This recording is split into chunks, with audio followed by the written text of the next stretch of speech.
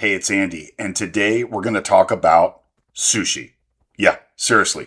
I don't consider myself some world-class expert on leadership.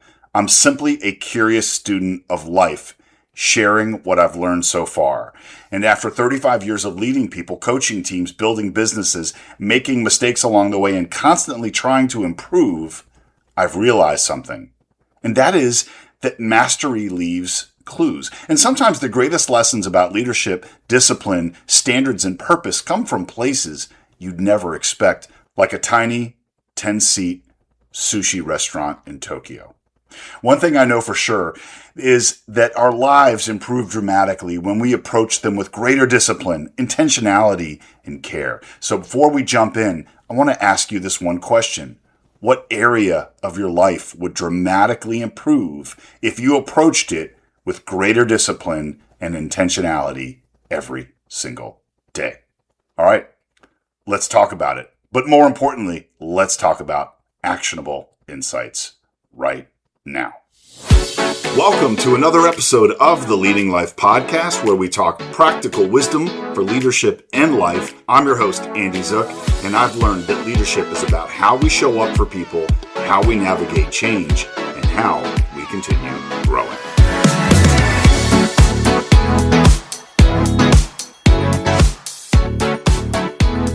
Right now, on today's episode, lessons from Jiro, Dreams of Sushi.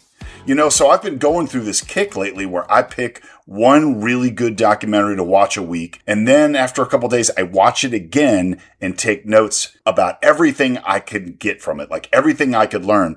So yesterday, I watched this documentary that was recommended to me called Jiro, Dreams of Sushi. And I'll tell you something. I am so meat and potatoes when it comes to food. Like, I can go Mexican, Italian, and just straight up American food anytime, but I'm not creative with things outside of that. My wife is the same way, funny enough. So I don't care for sushi in any way. No judgment, but it's not for me. And yes, I've tried it before you say anything. But it's about as appealing as caviar or escargot to me. Again, no judgment to anybody that likes those things. But anyway, I thought it was interesting to dive into this documentary. It's about something I have no knowledge of. And it's quite a bit older. I think it was done in 2011. But it tells the story of Jiro, who runs this sushi restaurant in Tokyo, Japan. In fact, it was the first sushi restaurant ever in Tokyo to receive 3 Michelin stars. And this place has only about 10 seats and is centered around one man's obsessive pursuit for perfection. So in this documentary, he's still in his 80s, and he is still involved every day in making sure his restaurant serves the absolute best sushi. And this place is so renowned that you usually have to book like an entire month or two to even get a reservation. So before we dive into the lessons I got from the film, I want to tell you a little bit more about the man himself. Jiro Ono is one of those rare people who almost becomes symbolic of an idea itself. And in this case, the idea is lifelong mastery. He was born in 1925 in rural Japan and had an extremely hard childhood. And by his own telling, he left home very young and essentially had to learn to survive on his own. That harsh beginning shaped almost everything about him: discipline, emotional restraint, work ethic, intolerance for mediocrity, and obsession with self-reliance.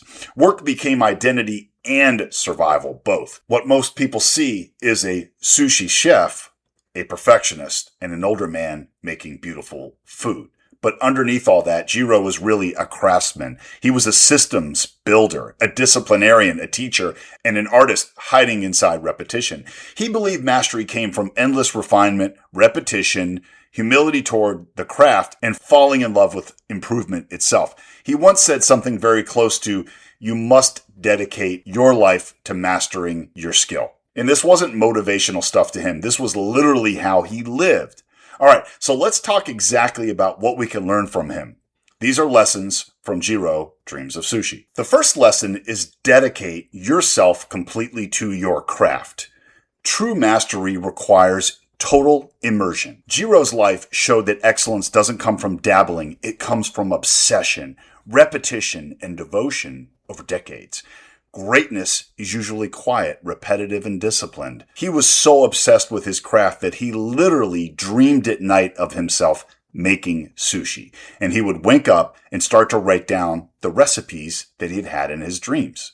So whatever you dream of doing in this life, whatever you want to throw yourself into, do it with reckless abandon. Do it with total immersion. Make it great by becoming the best you can possibly be. Lesson number 2. Simplicity is not easy. Purity and simplicity require tremendous refinement. The simpler something appears, the more precision is often hiding underneath it. Anyone can add complexity. Few can remove the unnecessary. And they're the ones that are able to refine, simplify, eliminate distraction, focus on essentials. That's what you want to do.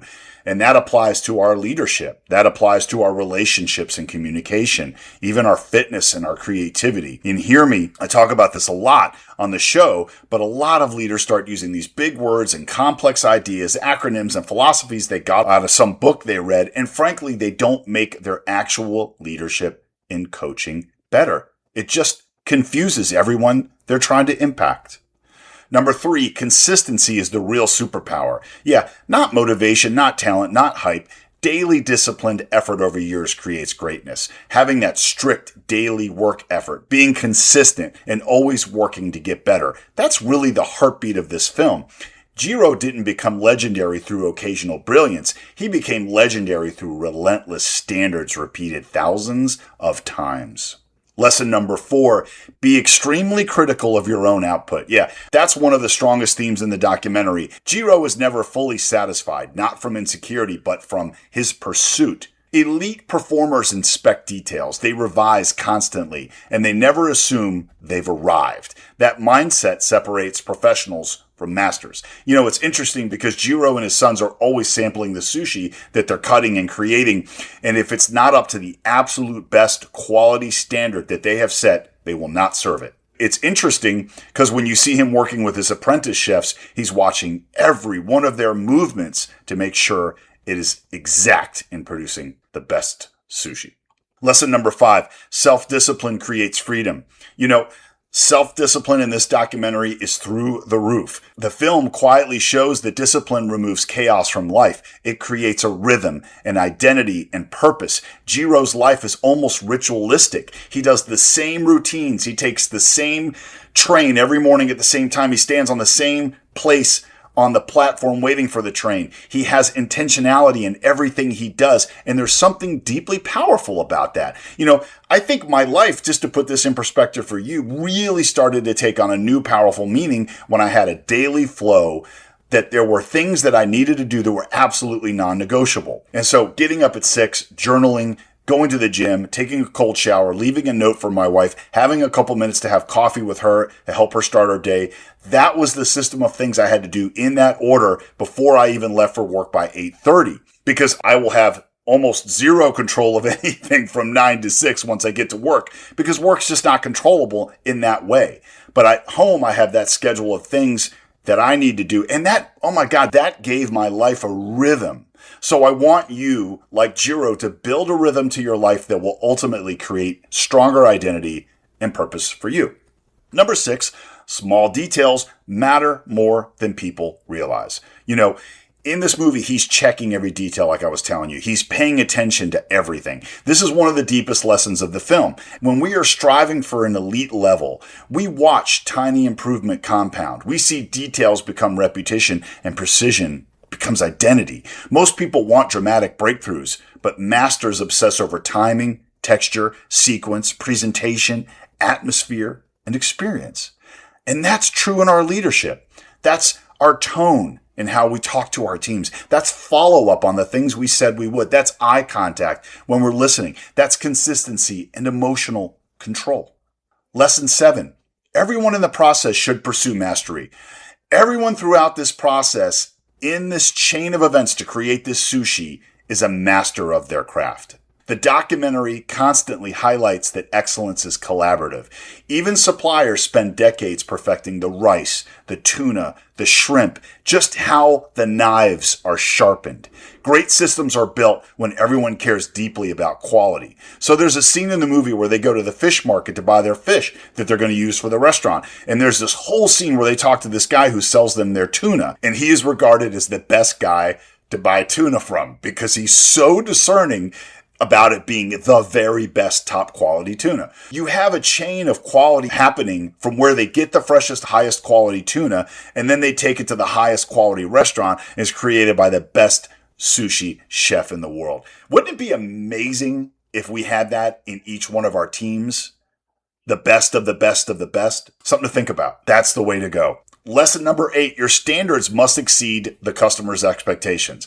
If your taste is lower than your customers, then how will you ever impress them? That's what he actually says in the documentary. I'm paraphrasing, obviously, but that's a profound leadership lesson. If your standards are average, your work becomes average. Your culture that you're trying to lead becomes average. Your outcomes, your product becomes average. Leaders must often hold a vision higher than the people around them can currently see themselves. You know, if there's anything I've learned in customer service for so long is that you absolutely have to smash that customer's concept of what great service was. You have to make it so unique that they would never want to go anywhere else. And I remember when I had my last apprentice join me, she literally came from Walt Disney World, where, you know, that's all they beat into their employees is great service. And after the first week working together, she literally walks up to me and says, Andy, everywhere I go now, service is trash compared to what we are trying to do here. I remember when I was writing our vision statement for our team, and it was incredibly simplistic, but it was so powerful. And it was this. It was simple. It was Dr. Quadri, Debbie, and I will measure the quality of our service and our success by standard alone. And that was the wellness and visual acuity of our patients. And that was it. Frankly, in the optical industry, that's an untouchable vision statement. That meant if our patients don't leave seeing better than when they first came in, we are simply failing. And it's funny because I listen to my peers or other people in the industry, and they're worried about scheduling and computers and their store being clean, and they can't get along with another manager, and how they look and how they appear for what they are doing. The quality of the work we do has to be placed above everything else. It's the ultimate measurable, and we have to be striving to get better each and every time. All right, lesson 9, harmony matters. You know, all elements of this sushi dish have to be in harmony. I mean, that's bigger than sushi. Let's put it this way. A meaningful life requires harmony between ambition and peace, discipline and joy, work and relationships, confidence and humility, routine and creativity. Balance matters. Lesson 10, respect your beginnings. No matter how hard they are, this film never romanticizes struggle, but it honors it. So sometimes the most difficult beginnings create perspective, they sharpen appreciation, they build resilience, and they help us develop a stronger sense of gratitude. My father, Bernard Zook, will always be the most incredible man I have ever known, and I will tell you that the beginning of his life was tough. I mean, he was born into the Depression. He was raised on a farm, and he was doing manual labor, hard work as a young boy. And to top that off, he was a C student at school and barely that. But you know what? He joined the military when he turned 18. He got the GI Bill. He went into Colorado State, and he was so good as a student, he got a scholarship to Harvard. So sometimes those really tough, difficult beginnings lead to beautiful, strong, incredible, fulfilling outcomes. Lesson 11, competition can sharpen excellence. Healthy competition exposes weaknesses and raises standards. Not competition rooted in ego, but competition rooted in growth. It helps us push refinement, innovation, awareness, and urgency. I think that it's really important because, you know, we always hear this comparison is the thief of joy. But what's true, though, is it's critical to measure yourself against what's going on out there. It's critical to measure yourself against the best of the best and what they're doing. Whenever I meet another leader running a business with excellence, I am engaging with them, picking their brain head to toe. I want to learn everything that they knew and wanted to emulate that in my own way and be better myself. Lesson number 12, fall in love with the work itself. Yeah, this may be the most important lesson. My job for 35 years, I loved every day of it. I don't care about fame, applause, and status. The process itself is what I loved. And Jiro clearly loves the repetition, the refinement, the ritual, and the craft. That's why he could sustain excellence for so long. People who only love outcomes will eventually burn out, and I've seen that happen a lot. People who love the process endure. Lesson 13, experience matters. Experience really trumps everything, but there's nuance here. Talent matters and ideas matter too, but deep experience creates intuition, timing, pattern recognition, emotional calm, judgment. That's why older masters can sometimes see instantly what younger people miss entirely. I thought I was pretty good when I first started my career. Yeah, I know a thing or two, but then I started to meet managers that were really leading in exceptional ways. And I started to meet opticians in our industry that knew so many things that made them experts. So when I got my foot through the door into the optical division of our company, I immediately targeted the two most experienced and knowledgeable opticians I knew, which was Opal and Sandy. They relentlessly put me through torture. They would have a stopwatch to time how fast I could do something and how well I could do it, but damn if it didn't make me good. About a year later, I met Wanda Barreto, now has my last name, who would become my wife. And oh my God, she took opticianry to the next level. No one could teach it better than her. I'd never met anybody so smart and could describe the formulas that we needed to learn. And she added another 80% layer to my knowledge. Lesson 14, learn to discern quality. You really need to develop and discern good from bad. And that's huge because people consume endlessly without really developing taste. Masters cultivate discernment. What is excellent? What is mediocre? What is authentic? What's shallow? What's lasting? And what's merely trending? And that applies to so many things: art, leadership, communication, media, relationships, even our character. Lesson 15, legacy is built quietly. One thing the documentary subtly teaches is real greatness is often repetitive and unseen. It's not flashy, it's not loud, it's not viral. It's just daily standards, relentless care, and devotion over decades. That's how meaningful legacies are built. So one of our biggest overall lessons, I think, from Jiro, Dreams of Sushi, is to make decisions on who you are becoming. That actually really may be the central lesson of the entire film. Our habits become identity. Our routines become identity. Our standards become our identity. The greatest leaders are not obsessed with appearing impressive. They're obsessed with refining the experience of the people they serve. And Jiro didn't become legendary because he chased fame. He became legendary because he chased precision. Every single detail mattered. Every interaction mattered. Every piece of sushi he served mattered. And leadership is no different. The tone of our voice matters. The follow-up, like we talked about. The culture. Most organizations slowly drift toward mediocrity because leaders stop refining the small things. But our best leaders never stop refining. Not because they're insecure, but because they really care. And if you want to separate yourself in your career, your craft, your business, your life, stop asking, how do I look successful? And start asking, how do I improve the experience for everyone connected to my work? That mindset will change everything. And here's your call to action for this episode this week. I want you to pick one area of your life and approach it with the mindset of a craftsman. Not casually, not emotionally, not when you feel motivated, but intentionally. Maybe it's how you're leading. Maybe it's how you take care of your health. It's what you're putting into your marriage, your parenting, your communication, your daily routine. And ask yourself, where am I tolerating mediocrity? What details am I ignoring? And what standards do I need to raise? And most importantly, build one daily ritual that reinforces that person you are becoming. Because greatness is rarely built in dramatic moments. Again, it's built quietly through repeated standards, the best possible standards you can hold for yourself over long periods of time. And here are your reflection questions like we started with at the beginning of the episode. What area of my life would dramatically improve if I approached it with greater discipline and intentionality every single day? Another great question to ask is, am I truly devoted to mastering my craft, or am I mostly chasing recognition, comfort, and easy results? And one more, if someone observed my daily habits closely for 1 month, who would they say I am becoming? All right, so that is today's episode. And if this gave you practical leadership insight, please share it with someone building a team or growing their influence. And if I made a positive impact on you, I would truly appreciate a quick rating or review on whatever platform you hear me on. And hit subscribe so you don't miss what's coming up next on the Leading Life Podcast. This is where we don't just talk about leadership, but we actually live it. I'm Andy Zook, and I want you to remember to lead with purpose, live with intention, and keep becoming who you were meant to be. But most importantly, go out today and be the hero in somebody's story. I'll talk to you on the next episode. Bye.